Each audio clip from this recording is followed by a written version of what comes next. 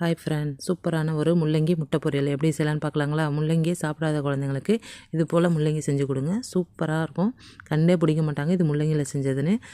அதுக்கு ஒரு கடாயில் ஒரு 3 டீஸ்பூன் அளவுக்கு எண்ணெய் சேர்த்துக்கோங்க. அது கூடவே ஒரு அரை டீஸ்பூன் அளவுக்கு சோம்பு, 3 பல்லாரியை பொடியாக அரிஞ்சு வச்சுருக்கேன். ஒரு கப்பு முள்ளங்கியை தோல் சீவிட்டு நல்லா சீவி வச்சுருக்கேன். கேரட் துருவதில் வச்சு சீவிருக்கேன்.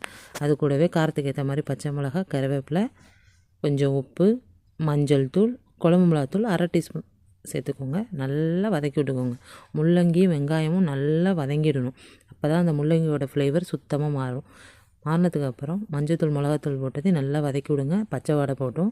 மசாலா பச்சை வாடை போனதுக்கு அப்புறம் தேவையான அளவுக்கு முட்டை சேர்த்துக்கோங்க. நான் 4 முட்டை சேர்த்துருக்கேன். அதையும் நல்லா கலந்து விட்டு நல்லா பரட்டி எடுங்க. நல்லா ரோஸ்ட் பண்ணி எடுத்திங்கன்னா சூப்பரான முட்டை பொரியல் ரெடி ஆகிடும். கடைசியாக கொத்தமல்லி தூவி இறக்குனிங்கன்னா ஸ்டஃபுக்காகவும் யூஸ் பண்ணிக்கலாம், சப்பாத்தி அதுமாரி ரோல் பண்ணுறதுக்கும் யூஸ் பண்ணிக்கலாம், சாப்பாட்டுக்கும் சூப்பராக இருக்கும். இது போல் நீங்களும் செஞ்சு பார்த்துட்டு எப்படி வந்து